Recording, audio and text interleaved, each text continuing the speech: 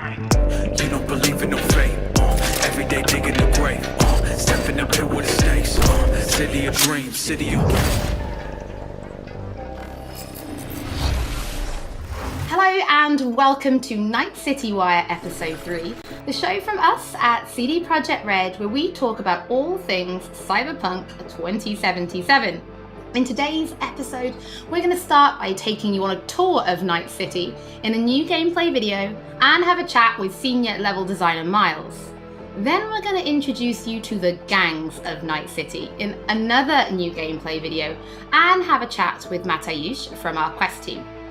Then before we finish today's episode, we're going to give you a look at some of the incredible finalists in our PC case modding contest. And we have some information that PC players have been waiting to hear. So let's get started. It's time to take you on a tour of Night City.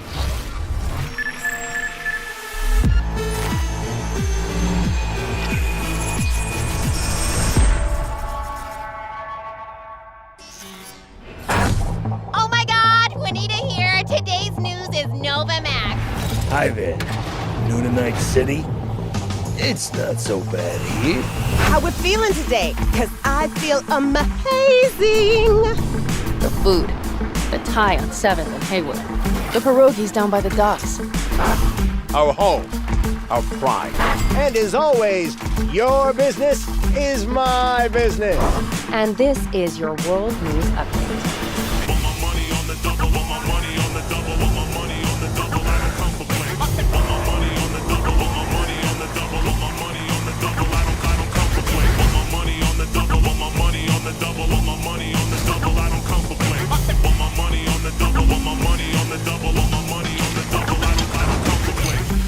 Endless possibilities and endless lies. We are fucked, America. And I don't know how we're gonna fix it. The homeless population in Night City has risen by 300%. Crime in Night City is now double the rate than in the new United States.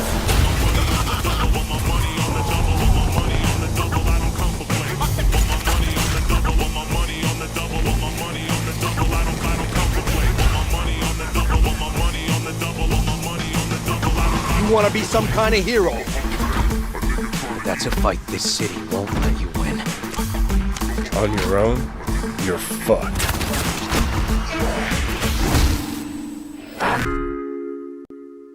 Well, on that note, that's it for today's Info Flash. Sleep tight, Night City. The grass ain't greener anywhere else. Night City. What does it mean to you? How well do you know its history? Who was Richard Knight? How many stations are in the NCART system? Which city district boasts the best burrito in town? The answers to these questions and more can be found at the address at the bottom of your screen. Check it out and fall in love with Night City all over again. She pulls my trigger, got me up all night. It's a danger play here in Night City.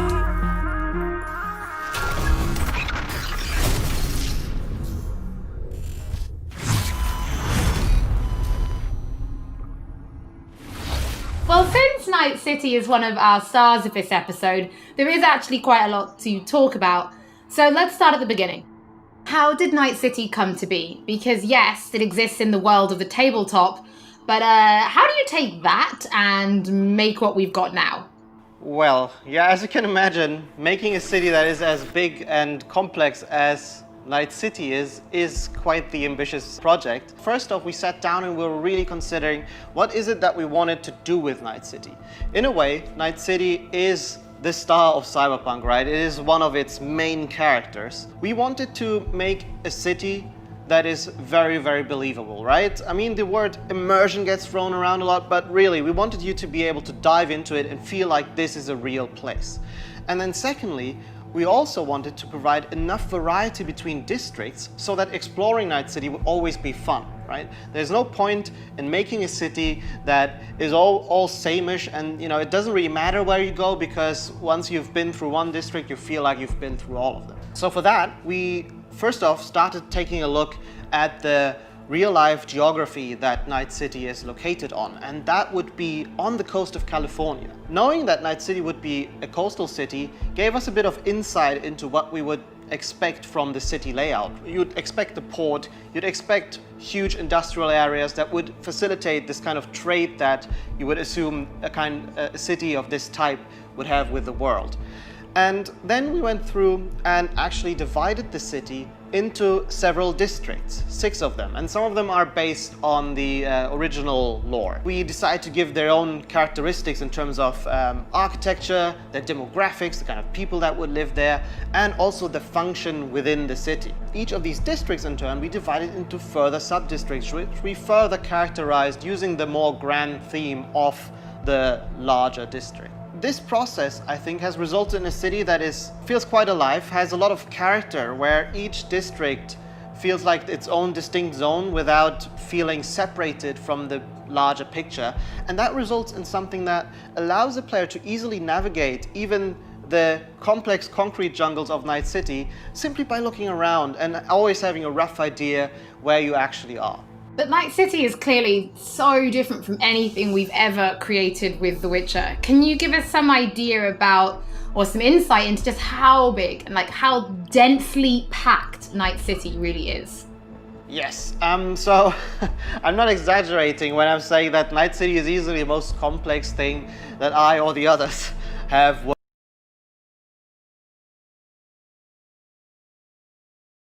worked on. The city is super organic, right? It's not like a chessboard layout, but the layout of the city is crazy, and you can tell that it grew in phases, right? Where buildings have been built on top of each other, and I guess the mega buildings that we have showcased are a great example of this.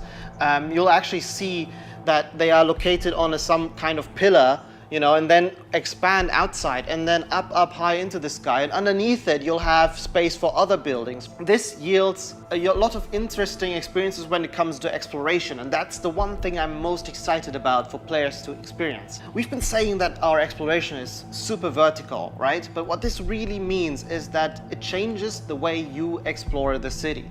Compared to our previous games, you won't be able to easily set out on a target in the distance, right? You won't be able to say, oh, there's a castle on a hill over there, I'll try to get there, and then you'll be lost on the way. But here it's much more intimate, much more moment to moment. You might be roaming the cities and get a call by your fixer who informs you about a job nearby that you might be able to do, right? Or you find an alleyway and you walk down one of the many alleyways that the city has to offer, and it's always a surprise. You don't know if you might stumble upon some gangers hanging out that are up to no good. Sometimes, and these are the moments that I often get surprised with, you'd even stumble upon the odd elevator that is meant to connect parts of the, different layers of the city. And it's quite astonishing sometimes to see where you come out when you enter one of these and, find that, oh, this is actually how it connects to the world. That's crazy. And now I'm here, and now I know there's a shortcut that I can take. And again, this all serves to really enhance this sense of wonder that we all come to love from open world games, and the whole city is built to cater to that. I mean, you guys have really brought Night City to life, and I really want to make a point of that. It is a living, breathing city. So as a level designer, can you give us some insight into those little touches that you guys have made? Because I hear you guys have even been placing rubbish by hand. Oh yes, we've been placing quite a bit of rubbish, and that's certainly one of the more glorious parts of being a level designer or an environment artist, where you get to litter the streets that you've spent time building with the garbage. But it's details such as this that we find really important to make the city feel alive, and also we take great pride in the process of making this, right? We have a lot of fun actually placing a lot of what we call mini stories, right? These are little encounters that you can find when you simply walk along the streets. Of course, we have huge quests, right? Side quests, we have lots of side activities that you can do, but it always is nice to just kinda stop down for a minute and take a look at your surroundings that we have so lovingly created, and try to see if there maybe isn't something that you can be a little detective for. Now, one other thing that I think is really cool is also the fact that we have actually named every single street in the city. So not only will NPCs be able to communicate their locations or the locations they want you to visit by sort of referring to the street names, but also you will be able to talk to your friends about it in that way, right? Have you been to Poplar Street in Japantown, for example? And I think this is a small detail, but the philosophy that we have with these kind of things is that, you know, many, many small things contribute to the sum of it, which is hopefully then you being able to explore a city that you feel is truly alive and that you haven't been experiencing before. Well, Miles, thank you so much for giving us your insight. I suppose when the game launches, you could be an official Night City tour guide instead, right? I might be, yeah. You know, if this game dev thing doesn't work out for me, I might retire and become a tour guide in Night City. Don't forget that if you are tuning in late or if you just want to watch anything again, we will be uploading everything to our channels soon. Now, from the 6th Street to the Valentinos, it's time to introduce you to the gangs of Night City.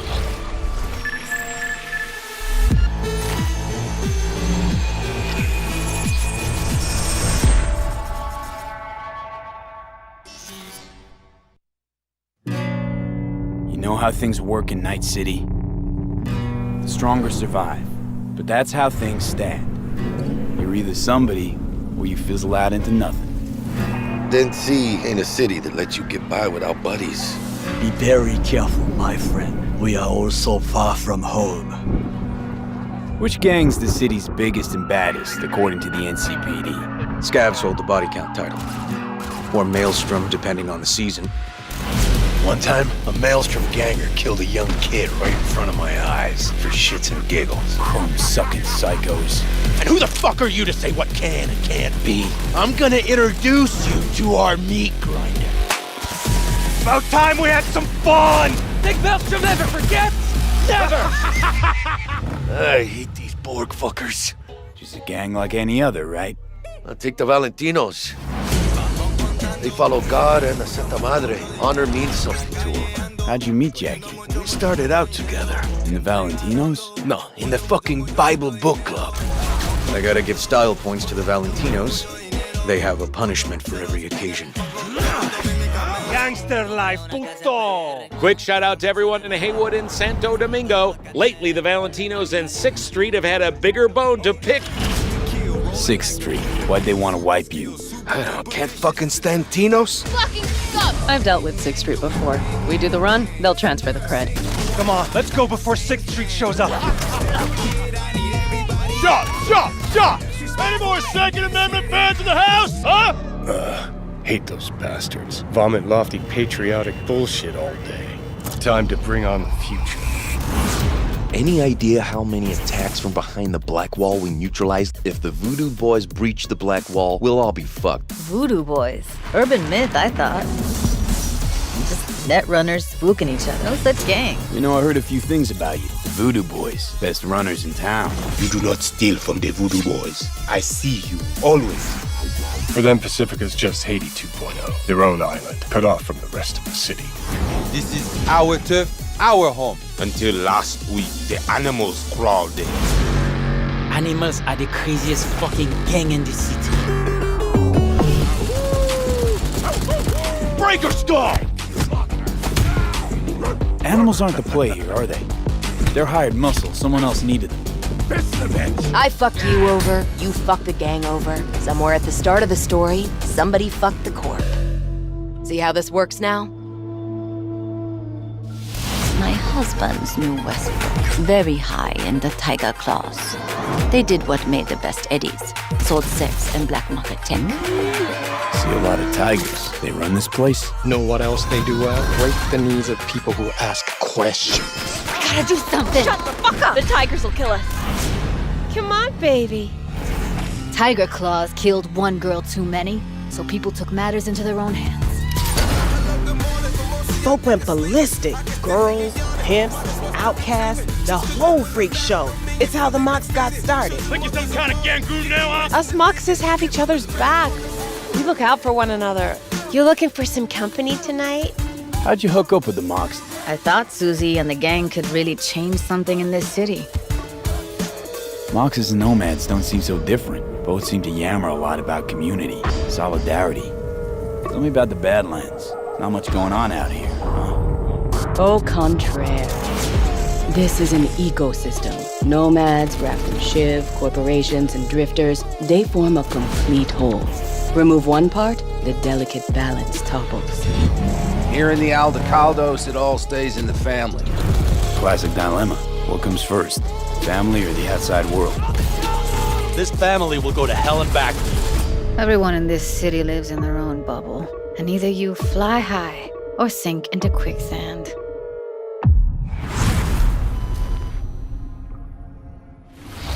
Mateusz, thank you so much for joining us. I have personally been really excited to give people a closer look at the gangs. We've shown a little bit on Twitter, but their styles are so distinct. Yes, I enjoyed them a lot as well in our game. I think they're very cool. But let's start then with the kind of role that they play, because gangs really do play a prominent role in Night City, correct? Yes, definitely. The gangs, they rule the streets of Night City. You know, they have the newest cyberware, they have the newest weaponry, and they are really a power that everyone needs to take into account when they are thinking of operating in Night City. You will encounter them as you explore the city, of course, but also as you complete main quests, side quests, different jobs for the fixers. Sometimes you might even get hired by them. But then, I suppose everybody's thinking then, can you join a gang? Well, V is a merc, and mercs of Night City are this unique, distinct group that stick mostly to themselves, right? And they get jobs from a variety of factions. They can get jobs from corporations, they can get jobs from gangs, they can get jobs from different kind of like influential clients. Because of this, nobody will ever trust a merc to be one of them, right? And the gangs are no exception here. They are looking only for like people that they know will be loyal to them, right? And that they will fight for their cause all of the time, not just some of the times when it's profitable to them. So because of this, V will mostly stick to the afterlife. And the afterlife are this group of mercs, this legendary group of mercenaries in Night City. They get the best jobs, they get the most money, the best clients, and so on. So if you want to become a legend in Night City, you are going to the afterlife. So we've obviously mentioned distinct style then. So does that mean there are kind of special gang-themed weapons and items and clothing for players to find and use? Yes, definitely. There are different vehicles that you can drive, for example. There are cars, there are motorbikes. Then, of course, there are different pieces of clothing themed after gangs. There are weapons and so on. So yeah, definitely there are things to look forward to. I suppose as somebody who's spent as much time as you have kind of getting to know the gangs, I have to ask, which is your favorite and why? So I would have to say probably Maelstrom, simply because they have this unique, distinct feel and this weird aesthetic about them.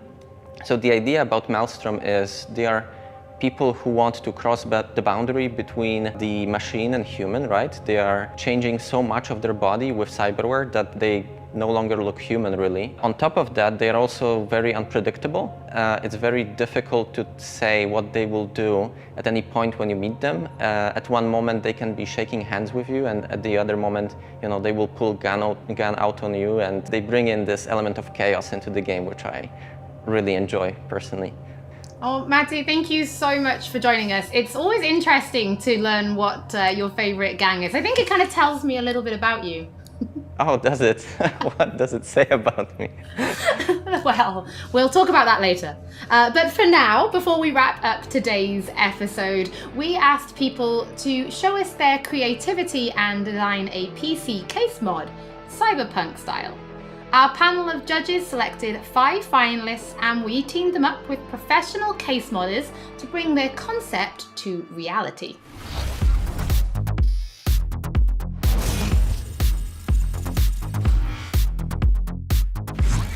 These 5 amazing designs will be fighting for the main prize, an Alienware Aurora PC along with other awesome gaming peripherals, brought to you by our partners Alienware, Nvidia, and SteelSeries. Let's see the mods.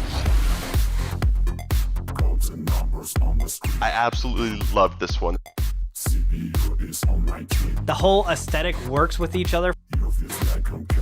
Absolutely next level. Honestly, kind of terrifying.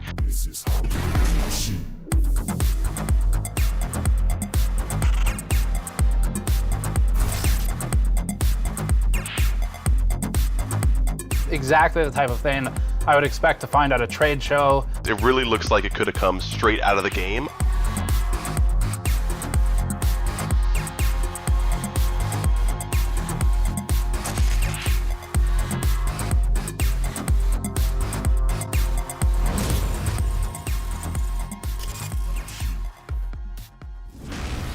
To watch the full PC case modding video and to get more information about when the winning design will be available on charity auction, stay tuned to our social media channels.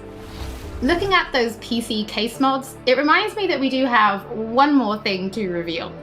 If you're going to be playing Cyberpunk 2077 on PC when it launches this November, we do have some specs to share that I think some of you have been waiting for. The minimum system requirements for Cyberpunk are a Windows 7 or 10 PC, an Intel Core i5 3570K or AMD FX 8310, 8 gigs of RAM, and an NVIDIA GeForce GTX 780 or an AMD Radeon RX 470. In the storage department, the game will take up roughly 70 gigs of space, and although it will run off a HDD, we do recommend an SSD. As for the recommended specs, you're in the green if you're rocking Windows 10, an Intel Core i7 4790 or AMD Ryzen 3 3200G, 12 gigs of RAM, and an NVIDIA GeForce GTX 1060 or AMD Radeon R9 Fury. Thank you so much for joining us for episode 3 of Night City Wire. Don't forget that if you've missed anything or if you just want to watch again, we will be uploading everything to our channels shortly, and we will be back soon with episode 4.